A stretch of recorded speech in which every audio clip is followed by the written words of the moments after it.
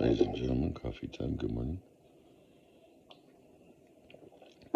You know, it amazes me.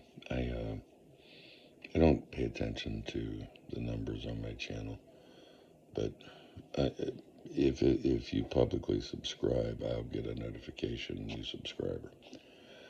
And it's weird because it seems like every time I get a new subscriber publicly, I lose two or three. No big deal, could care less. But I appreciate the people that are willing to subscribe. I'm not here to be popular. I'm just here to make you think. And a lot of people don't like that. Okay, I'm very amazed at Matthew 16, all the information that's packed in those last several verses within Matthew 16. I've been praying on it, and to understand the language, and if you open your heart to see it, you will. And one of our friends of the channel made a comment about not denying Jesus, and I agree with that. Thank you for that comment. And it tells us that in Matthew 16. It talks about it,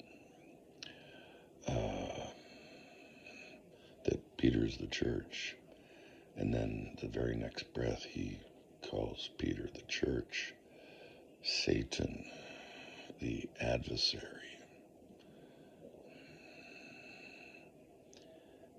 And the Lord tells us about the church because he's looking at all the apostles, and he says to them, if anyone will come after me, let him deny himself, his beliefs.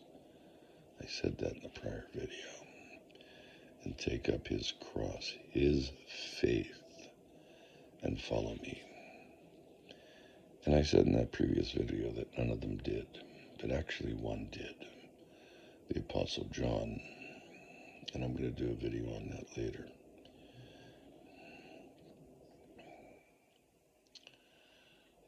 And he states, after he says that, pick up your cross and follow me. Whoever will save his life shall lose it. And whoever will lose his life for my sake shall find it. Again, foretelling. Okay, we know that none of the apostles came to the foot of the cross except the Apostle John, who wrote Revelation. Don't forget. The revelation of Jesus Christ is what it should be called. He's the only apostle at the base of the cross with several women. Jesus' mother Mary, another Mary. There's several women there. Mary Magdalene, I should say. But he was the only apostle there. Doesn't that sound strange? Well, not really when you understand that these people have the faith, because it's documented throughout history that one, crucifixion was beneath a citizen of Rome, and it was basically meant for the slaves or the undesirables that were not Roman. And what would happen 9 times out of 10? The people that would come to the crucifixion, their families, well, they would be killed by either archers or by the guards, by sword. They would kill the family. And in many cases, they sought out the family and killed the family as a whole. It was a lesson from the state. And Jesus basically tells them that, for what would a man profit to gain the whole world and lose his own soul?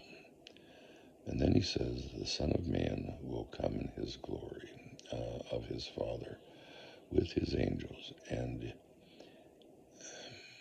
when that happens, he shall reward every man according to his works. That bad 4-5-letter word, works, that modern Christianity despises and spits on. God's word, not mine. God's word. Matthew 16:27. Shall reward every man according to his works. But you keep believing what the preachers and the infidels tell you.